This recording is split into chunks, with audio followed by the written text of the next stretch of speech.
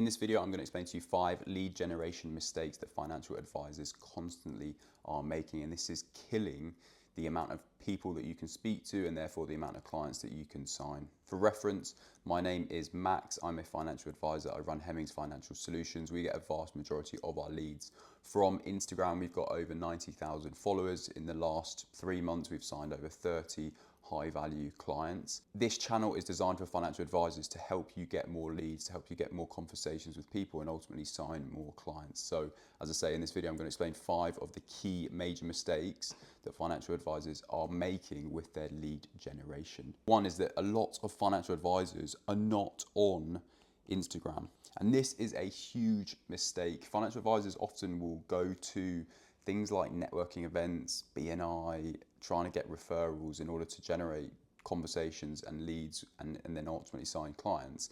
But the best way to get in front of as many people as possible is by going on a platform where there's millions of people on it, that they're actively looking for information about finances. And 3, being that you can post one piece of content and it can reach millions and millions of people. The amount of networking events you'd have to go to be able to reach the same amount of people with one post on Instagram is probably about, 30, 40 years worth of BNI networking.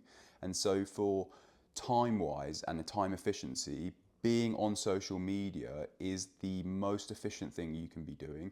And also then in terms of a scale side, there's nothing that can compete with it from that side of things. So you have to be on Instagram, you have to be on platforms that you can generate pieces of content which can reach millions of people in the space of 24 hours.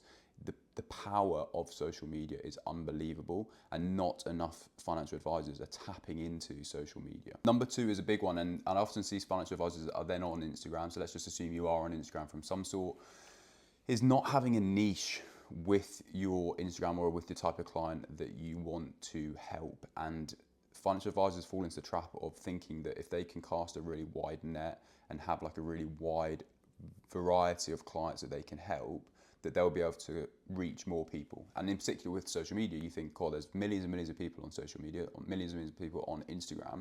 Why don't I have a niche where I can just help anyone? And therefore, whenever someone comes onto my page and whenever someone sees my piece of content, they're a potential client. And so because I've got more potential clients, I'm going to get more conversations and therefore have more clients. And it's actually a complete inverse of how that works. One of the main reasons why it's the inverse of how this works is because most people think that you have to be ultra wealthy to get financial advice. And so most people think that they don't have enough money in order to have a financial advisor, and that a financial advisor wouldn't want to help them. We all know that isn't true. However, when you cast a really wide net and you have a really broad niche on Instagram, someone might see a piece of content that they resonate with and like and think, oh, that's good information. They'll then come onto your profile and they'll then think and see that you help a huge array of people, and they'll automatically fall back into that mindset of that I can't afford a financial advisor, I don't have enough wealth for a financial advisor. And so this is why it's hugely detrimental for you. However, if you have a specific niche of person you help and you actively call that niche out in your Instagram stories, with your content, on your bio, then when that person who matches that niche sees your content and goes onto your profile, they'll then see automatically, oh, they can help me because they've literally just said who they help. This niche does not matter. The niche is absolutely irrelevant in terms of what that niche is. You can have any niche you'd like, whether it's that you help single mums who are business owners, whether you help doctors who are transitioning to whatever career it is, whether you help doctors, whether you help a specific type of doctor, whether you help tradespeople, whether you help whatever it is, you just need to have a niche and call that niche out. You then also need to actually understand that niche and understand the problems they have, what they do, and actually be able to speak to that niche. Because if I was going to try and go after and have a niche of single mums who are business owners, I don't really understand the problems that they have because I'm not a single mum, and so it doesn't work. So pick a niche. My point being is pick a niche that would work. If I tried doing that as my niche, people would probably look at that and think that's a bit weird. And so pick a niche that you know. Another one is that if like working with professional footballers, if you've got no experience of being in professional football, or you've got no experience of being in sport or being a professional sports person, then trying to go after that niche, you're not really going to understand the problems they have. You're not going to understand, the world that they live in, what they go through. So again, that niche wouldn't really work for you. So pick a niche that you actually know, that you understand from that aspect as well, and that's going to massively help your lead generation. The third link to this is changing niche. So when you pick a niche, you need to be really consistent with what you post. You can't have a niche for a month and then think, oh, that niche doesn't work, and then change niches basically. Pick a niche that you fully understand, that you resonate with, that you understand the pains and problems of, and that you understand how to post information based on that niche, and stay with it. Don't not pick and change, because you're going to be posting content 1 month to a certain target audience. You're going to start to accumulate a little bit of a community and a little bit of people who understand and resonate with your content, and maybe are potentially about to get in contact with you in terms of seeing if you can help. And then if you suddenly change that niche, all of those people that you've been nurturing and building a bit of trust with are instantly just going to be turned off. And so all that work you've done over the last month is going to be gone effectively. So pick a niche and then actually be consistent with that niche and keep it for a long period of time. As I say, it doesn't really matter what that niche is. There's niches out there that just have hundreds and hundreds and thousands of people, perhaps even millions of people, and so the niche doesn't really matter. Just have something that's specific and also differentiates you, right? If you've got a niche that's very different, that's a massive differentiator between you and other financial advisors. So pick a niche and stay with it. Don't chop and change your niche. Number 4, sort of relating to all of this, is the quality of content that you post on social media. The quality of your content has to be high. There's 2 things you can do instantly to improve the quality of your content. Number 1 is improve the lighting. So whatever camera you use, whether it's an iPhone, whether it's an expensive camera, you need lighting behind you in order to make that camera quality look better. Purchase lighting set off Amazon. It probably costs you about £50. Put it behind your camera, shine it on you, and then click record. I promise you the quality of your camera on the actual screen is going to go massively up just from having good lighting. Number 2 is audio quality. Your audio quality needs to be good. Get a mic like this. I think it was 80-90 quid.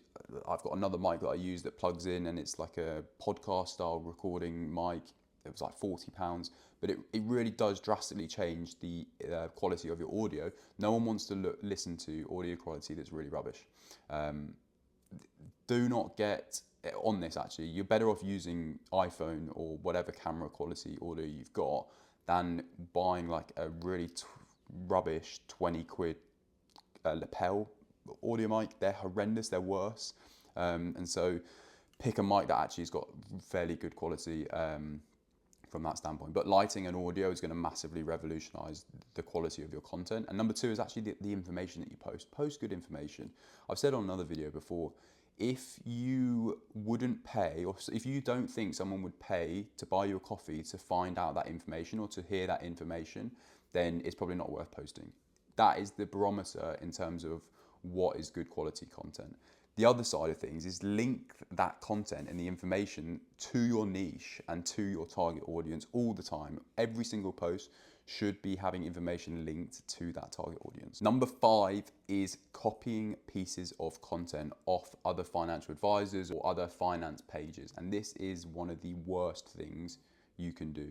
Every piece of content you post is a direct reflection of you and your business. And it will be extremely detrimental if then people find out and see that you're copying content. This does happen because the chances are you're going to be copying a piece of content or someone's page that is doing well, right? So if that piece of content has been sent to hundreds of thousands of people, and then you directly copy that piece of content, the chances are the algorithm, because it's a direct copy, is going to send it to a very similar type of person or even the same type of people. Now, those people are not stupid. They're going to realize that they'd seen that piece of content the day before or even the week before, and now they're seeing a direct copy. And so if there was any chance of you getting those clients as potential, or getting those people as potential prospects, or having conversation with them, they're not going to want to go with you because you've copied someone's content. You've copied what someone else is doing. And so they'll just go to the direct source. So you automatically just burn bridges with people. The other side of things is, if you use content as inspiration and then alter it or change it to your niche or change it for your style, then there's nothing wrong with that, right? There's nothing really new under the sun. But where you can get a competitive advantage is by having a specific niche and then targeting all of that content to that niche. So yes, use other people's content, what they do, like the setup they have, what they talk about, use that as inspiration, put your own twist on it, and then put it towards your target market. That is how you'll get a competitive advantage. Directly copying just won't work, because if there's a choice between someone who's got sort of very low followers, very low quality videos, versus someone who's got high quality videos and high follower count and just looks much, much better, the chances are they're all, 9 times out of 10, they're going to go to the page that originally posted the content and also has like much more of credibility in terms of followers, views, interactions, hundreds of posts. And so, yeah, directly copying is just a detrimental way. So those are 5 lead generation mistakes that I see so often with financial advisors. If you were to avoid them and do what I've said within that over a long period of time and be consistent, there is no doubt you will start getting leads for your business. If you found this video useful, then YouTube thinks that you will also find this video useful, and have a look at the description for some links of how I might be able to help you some more.